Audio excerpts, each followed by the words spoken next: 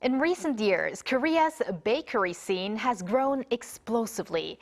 As Korean-style bakery desserts gain global attention, some have even begun referring to a K-bread wave or a ppang Hallyu. Today, we're joined by someone who is experiencing this trend firsthand, Sébastien De Massard, executive chef at Cordon Bleu-Sookmyung Academy, a world-renowned culinary institution that is training the next generation of Korean baking talents. Welcome, Monsieur De Massard. Bienvenue. Hello. Bonjour. 안녕하세요. We're very happy to have you today on the show. So first off, please introduce yourself a little bit to our viewers and also the Cordon Bleu-Sookmyung Academy. Sure. Sebastian, French chef since 1989. Actually, I started a career in cuisine and worked in Michelin-star restaurants in the Trianon Palace Hotel in Versailles, Le Doyen. I did also Alain Passard in L'Arpège in Paris. And I decided to actually join Ferrandi School in 2001. And then I traveled in Asia a few times. And in 2019, I decided to join Le Cordon Bleu. And I was appointed in Seoul. So since 2019, I'm in Korea. All right, so many big name institutions. And here you are now in Korea. So we want to go back to where it all began. What first brought you to Korea?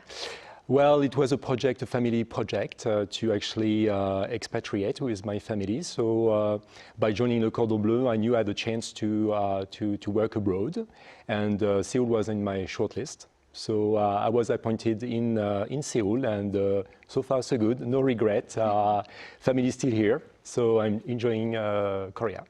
Great to hear that you are enjoying your time in Korea. So why do you think so many Koreans choose to learn at French academies? What motivates them to learn French cuisine and baking techniques? Well, I think French gastronomy is a benchmark, I think not only for pastry or bakery, but also cuisine. So I think it's natural, like people want to join our academies. And I think it's natural in this way, academic excellence, but not only actually Le Cordon Bleu, but also other competitors. So I think there's this interest for that reason. Wow, and now we want to talk about your students. So what kind of students usually enroll in this program and why do they enroll in the program? Well, what kind of students? We have diverse profiles.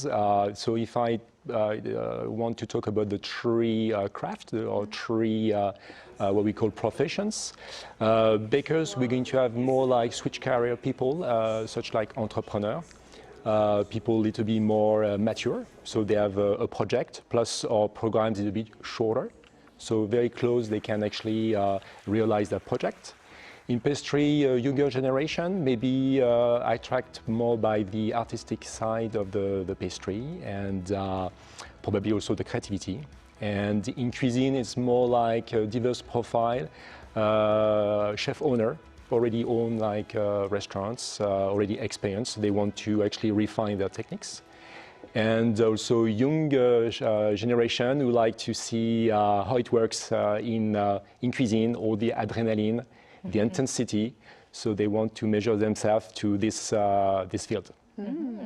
Now, Mr. De Massard, earlier I mentioned the word ppang Hallyu, which would translate into K-bread wave. There is also the word 빵지 순례 in Korean, which would translate into bread pilgrimage, which means many people try to travel around the country to find the best bakeries. So why do you think, what's triggering this enthusiasm toward K-bread or bread itself? I think it's, I mean, like not only in Korea, but also in France is the same. We have different regions, so I guess in Korea is the same.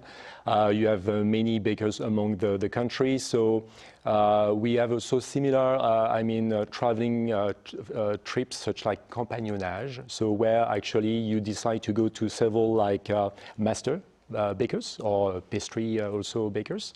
And I go stop to this bakery, and you actually get to know the approach of those artisans and know how they do work. So I think it's normal to have such like training from those artisans. Now, while the baguette in France is the iconic bread in France, and I could also think of croissant, but are there any other breads or baked goods in France that are very popular among the locals, but might not be that familiar to our global audience? And also, what would you say would represent Korea? Which bread in Korea would represent the country? Sure. Okay, so baguette for sure is on the table of every French, family, because of the length. Also the freshness, the white loaf inside, very ivory color, creamy. So really like this type of bread. So I would say 90% of the French have the baguette, but we could also have the pain de campagne, which is a little bit more rustic, actually, and because due to the levain. Otherwise, in viennoiserie, of course, we enjoy but this is more like not in the table, but more like in the afternoon teas and like this, like as you mentioned, croissant, but could be also quinaman. We also see in Korea. So lots sort of bread or viennoiserie we enjoy. And in Korea, I don't have specifically a name in mind, because I think due to the trend in Korea, we can observe 2-3 weeks the bread stay there. So there's a huge actually diversity. So it's not easy for me to pick one in particular. But I think for sure is rich, and due to this, actually people want to get to know a little bit more about all the diversity in the world. Yes, if I may say so. But certainly maybe salt bread or like the milk bread, which coming from maybe other countries, but adapt to the Korean market. Wow. Right, you're making a good point. In Korea, we have that 빨리빨리 culture, and fast, we fast. follow trends very fast. Whereas France and also Germany, where I'm from, they have these traditional breads which go back way long back in history.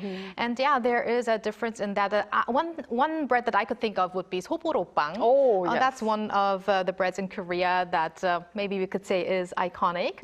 Yeah, interesting. And also 단팥빵, which is red bean paste. Exactly. Sure. Yes, bread is also definitely iconic. KBread. Right. We're talking about bread. I'm getting hungry now. Same here, I was going to say, because I am a bangsuni bread lover as well. Definitely getting hungry. But we're talking about French bread and Korean bread. In your opinion, what kind of synergy is emerging as a traditional French baking techniques while it meets the Korean creativity and also adaptation as well?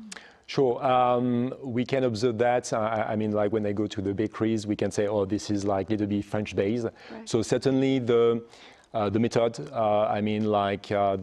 the deep fermentation process taken from the French bakers is adapted into the market. And then I think Korean are adapting to the local ingredients or the local also needs, because what make you produce is also your clients, so needs.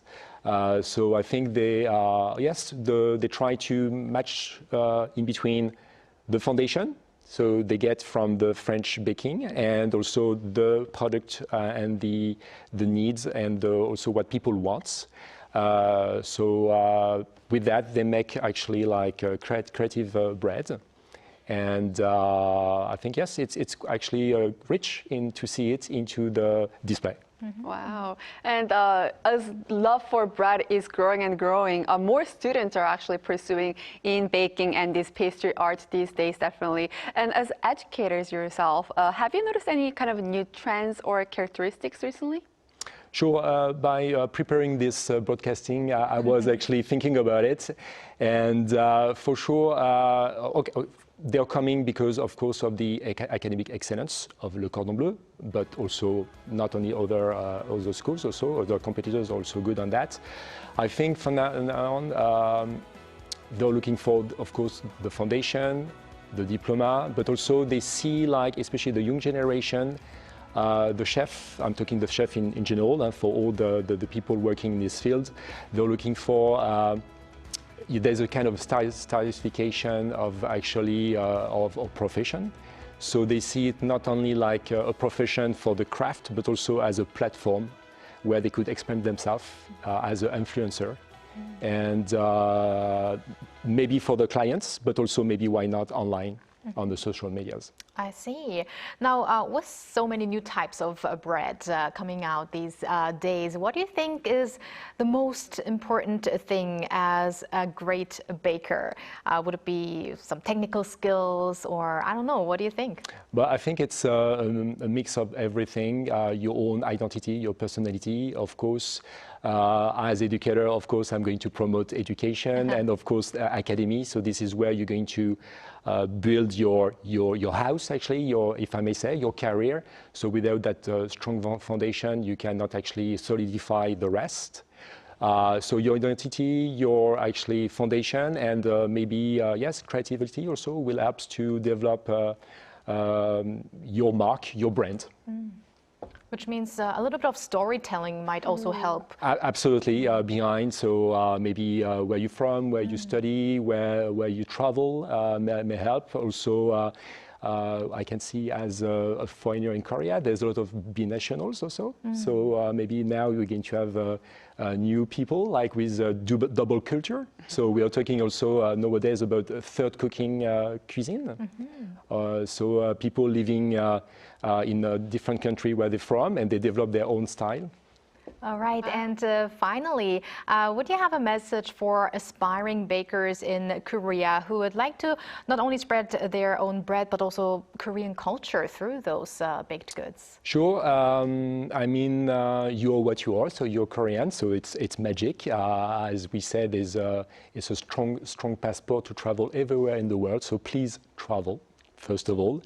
Of course, I'm going to promote Europe because I'm European, French, but European. So please go to Europe, for instance, because it's diverse, a lot of countries and a lot of different cultures. So you mentioned you went to Germany. Yeah. So I think it's a good example.